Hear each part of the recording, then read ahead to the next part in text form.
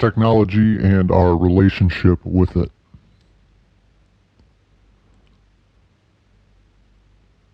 We've reached a point in civilization, society, technology has become inseparable from daily activities of life.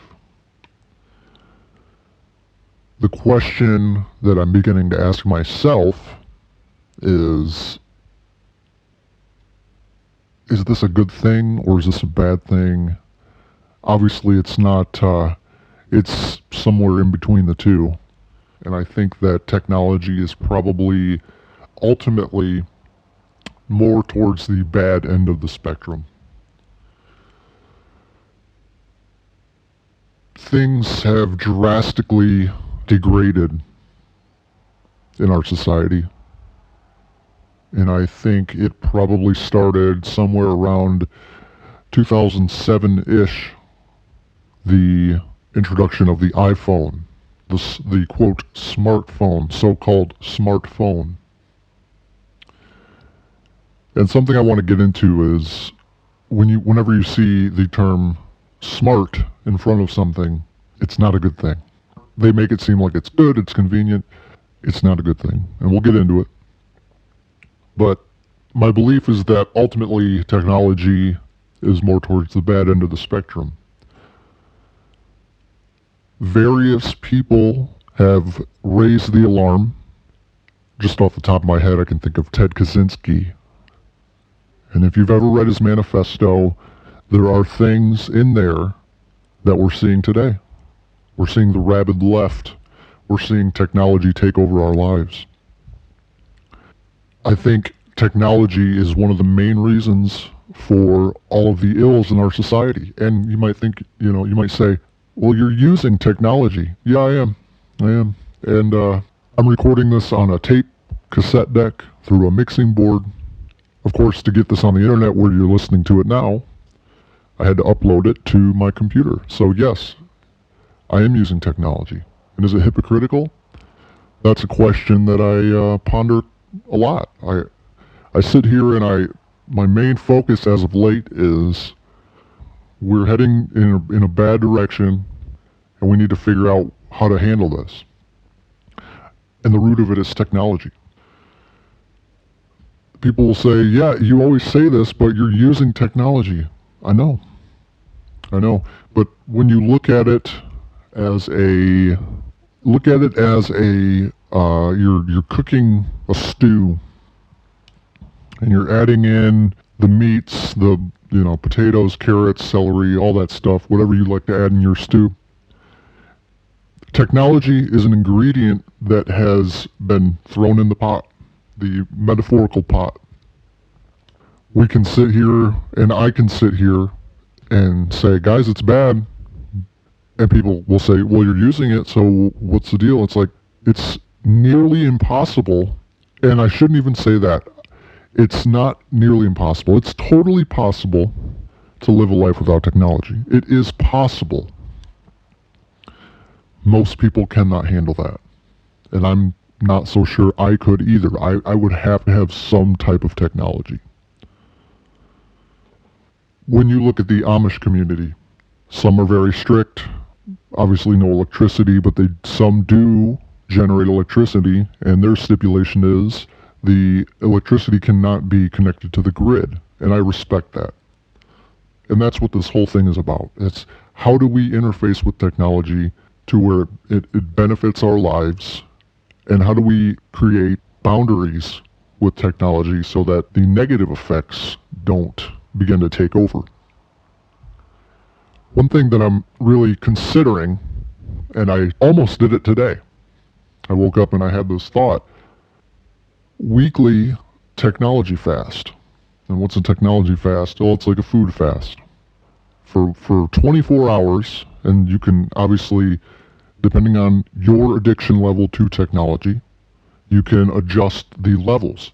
Some people are very bad with their technology use, and the thought of even going an hour without their cell phone or their little tablet device is scary to them.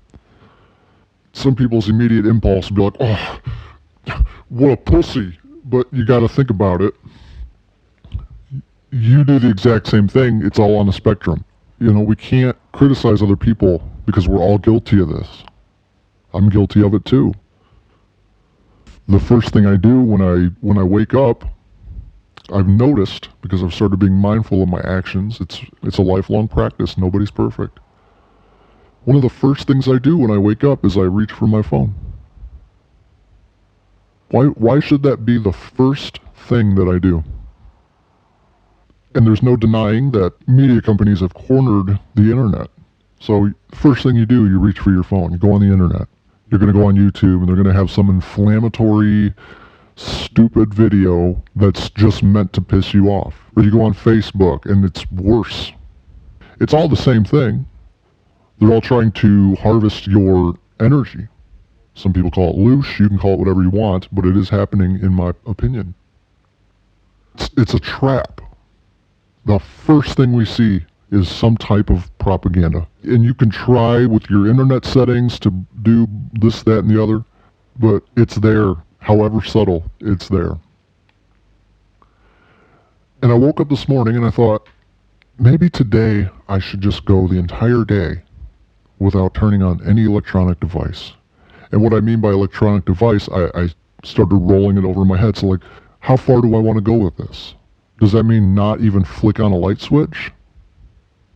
Or does that mean any electricity that I want to generate, I got to generate it on my own? How far am I willing to go with this?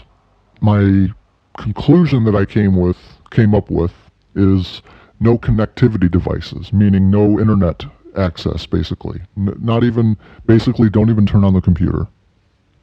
And if I was being a total purist, I would go the route of no electricity. And that thought is hard. The thought's easy. The application of that is very hard. And the fact that it's hard for us to do that shows how invasive it is in our lives.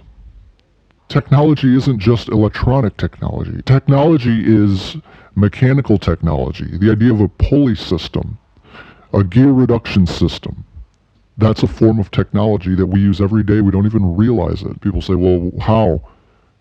Your automobile, your car operates with gear reduction. Buildings couldn't be built without gear reduction. That's a technology. And even our body is a form of technology, which ultimately leads you to the conclusion that there has to have been a creator. And I think the closer you understand that, the closer you realize that all this technology that's built around us is an externalization of what we already have inside of us. But we forget how amazing our body is. Our brain is almost incomprehensibly complex and just amazing. And we're too busy focused on our externalization, which is like a cheap copy of what we have within us. The kingdom of heaven is within, and you can interpret that many different ways. We have this muscle that we rarely use, and that muscle is independence. It's almost like when you take a pig and you domesticate it, they get soft. They lose their animal side. We have that ability to be independent. We have that ability to make things happen without the grid system, to make it happen without gas, electric, all that stuff. That stuff has made us weak. And again, I'm in a heated house right now, heated by a furnace. But I understand enough to know what it's doing to us. And I think that's a step in the right direction. And we've become accustomed to this life in this society. We've become accustomed to how easy it is to just turn your brain off, go to work, do what you gotta do at work, deal with the boss's bullshit, laugh when you don't need to laugh because nothing's really that funny, and talk about the job like you care about it when deep down you don't care about it. All that stuff we have to deal with, we just basically turn the sensitivity knob or the vision knob, like don't even look at it. Yes, we got to deal with it. We become so accustomed to that because it's a lot easier than going and dragging a tree out of the woods and chopping it up for firewood, because that's how we're going to heat the house, is this wood burning stove. I gotta learn how electricity works, because the only way that we're gonna get power in this house is if we generate through either a generator or a solar panel. If you generate it from an engine-driven generator, you have to learn mechanics and how an engine works. And it's a lot easier to just deal with the boss's bullshit and laugh when you don't need to laugh because nothing's funny than really paying attention to how things work so you can be the provider and you don't have to rely on the grid system. Relying on the grid system is how we got here. That's how we got to this point. That's how they've been able to manipulate everyone to do what goes against their best interests. So because we're too reliant on it, and because we've allowed it to enter our lives to the point where we've weakened that muscle of independence, this is what we get. And it's so easy to say the government, it's they, it's them, and I say that all the time too, and that's only half the equation though. All they did, or them, all they did or all them did, was present to you an offer. You didn't have to take it. And you can blame the boomers. They're the ones that sold us out. It's even before the boomers, guys. We're talking 1800s, probably even before that, if we're being honest enough. This control system isn't anything new. There's this push and pull of like mass control and then personal sovereignty. There's this push and pull here. And I have a hard time thinking this is only a couple hundred years old. This has happened throughout history, however history has actually played out. Because we all know that the history that they peddled to us in government schools, also known as public schools, the history they peddled to us is complete bullshit.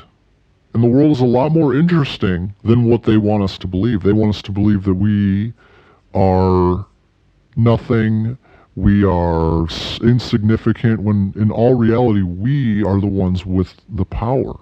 If none of us consented to the offer that they gave us, the offer being complete reliance on a grid system and removal of our own independence and ability to make our own way, if we hadn't taken that offer, we wouldn't be here. And it gets into this idea, I ask myself this a lot, and I would hope that other people do too. Why are we here? What is the point of this? What's the point of this life as a human being in this meat body that's completely limited to where we feel just sometimes constrained by our own limitations? Why are we here? And I think we, for however it works, we decide to incarnate into the specific body that we're in the present moment, and we get to choose a time period. And each time period has lessons. And the lesson that we're involved in right now, the lesson that I believe is trying to be taught to everyone that's incarnated, at least in the quote civilized world, is how to manage a relationship with technology, with a synthetic thing made of silicon, how to control our creations. I shouldn't say control, how to manage our relationship with our creations. And are they our creations? I don't buy into the alien myth or whatever they claim aliens are. It's probably not true. Everything is very complex. The whole Occam's razor thing, forget that. Things are complex. We have no idea what's going on here. And for someone to say they do, they're lying, and it's out of a place of insecurity. I know what's going on. No, you don't. No, you do not. Regardless of what you think about the Roswell thing, there was seemingly a boom of technology. Now, whether or not they used that story as a scapegoat to introduce this technology, I don't know. But it seems that whether or not it's our creation or this, maybe it's a satanic, as you might call it, creation, meaning it's against life. Anything, I think it was Rudolf Steiner, anything Luciferianism, or anything that is Luciferian is made to bind or restrict. And I think maybe technology is Luciferian. And it's something that is here during this time that we have to deal with. What is this iteration of technology, this internet, this hyperconnectivity, what is this bringing upon? Or what is this bringing about? It's bringing about this massive control structure that seeks to remove individual power and make you part of the collective, where collective thought reigns and individual thought only gets chastised and criticized. This is a symptom, this is the blooming of what technology brings. I don't know where everyone's line is. Like I said, my line is maybe for a day I don't use this hyperconnectivity. Because we have to take our power back. We have to take our ability to not feel reliant on something. Because if you rely on something, are you free? I should go a little bit deeper into that. Someone might say, well, you rely on oxygen. True. But in 99% of our lives, and there's these little freak accidents, oxygen is abundant, and we don't have to worry about not having any. Unless you're sick or something like that, it's there. There's no scarcity, be it manufactured or organic. So in a sense, that's a whole different animal. When we rely too much on technology, we're not free. We're chained to this device. We're chained to this global communication structure, and I don't know if we're designed to deal with that. I don't think our brains can handle it. This is where suicides come. This is where toxic femininity is coming from. This push for feminism. This reduction of manliness. They want men to be weak. They want to promote women to be strong. That's an inversion of God's order. There is a hierarchy here. God at the top, the Most High. Man, meaning men. And women. They're trying to change the order of God. And that's a great indicator of Luciferian or satanic influence. You'll notice when you start looking around in our so-called society, civilization, that everything is inverted. The inversions are everywhere. And to me, when I sense an inversion, that shows me that I need to separate myself from whatever is pushing that inversion. Be it mainstream society, anything. They've got us fooled into thinking that we have to participate in the society, that we have to participate in mainstream society. We do not have to. And I understand the impulse. The date today is February 6th, 2022, or so they say. And right now in Canada, there's a trucker protest, and they're saying no mandates. We don't want to be forced to do anything, and I totally get it. I totally get it. But at the same time, I think to myself, this society is Babylon. This society is broken. What you're doing is you're saying, I still want to participate. I don't want to have to participate that much. But you still want to participate. I do not want to participate anymore. I do not want to participate enough to go out and protest so that I can still participate in my Babylon work while not having to at least get a shot of some mystery potion. No, when we separate ourselves from Babylon, we don't even have to worry about that. There's more at play here than I want to keep my job. And think about what this is getting to. You would rather expend all this energy protesting to participate in Babylon, and instead you can take that energy, buy yourself some land, build yourself a house, and you don't even have to fucking worry about it. Because unless they come door to door, there's no way. And we don't know if it'll come to that. But what you're saying is, I would rather expend this energy and all these resources to come participate in Babylon on my terms, which I guess, there's nothing wrong with that. But what you're saying is, I would rather be a slave still, just not as much as you want me to be a slave. Because at the end of the day, you're still reliant on their systems. You're still reliant on their gas. You're still reliant on their electric. And so they might acquiesce this time, but they still got a finger on the button to say turn it off if they really wanted to. So we have to realize that we don't even have to participate. Or we can participate as little as possible in Babylon. Society is crumbling in front of us. We always had this thought of what it was really like to live in a failing society, in a civilization in decay, because what we have in our head, based on all the fake history, all the propaganda that they shoved in our heads at a young age, we don't even realize that we're in the middle of it. And we get to choose right now. It doesn't happen how we think. It wasn't one day things were great and the next day things were bad. It's a slow crumble. And right now, it's becoming more and more obvious. The system was so jacked up, it was never going to sustain. The money's worth nothing. It's all a house of cards. Elections are fake. Nothing legitimate is in that system. Why would you protest to still be a part of it? You think you're going to change it? I promise you, you will not. What we think is government is corporate power. You're not going to change it.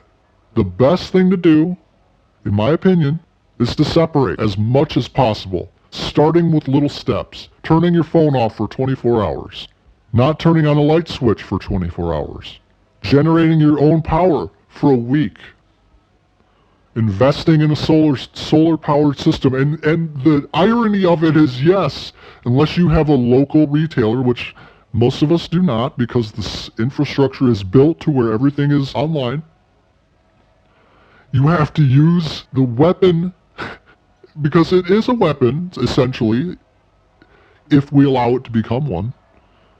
We have to use that, but we can use it to our advantage. That's the weird little thing about this technology is, yes, it can ensnare us. Yes, it can make us weak, but we can also use it to our advantage. How? How do we use it to our advantage? We order things to make us more self-sufficient, to where we don't even really, once we get everything up and running, we need it as little as possible. And it's almost like in the Matrix movies, like you just hop in real quick and you hop out. And you try not to get ensnared by their little tricks. But once you understand the tricks, they just become so glaringly obvious. Something to think about.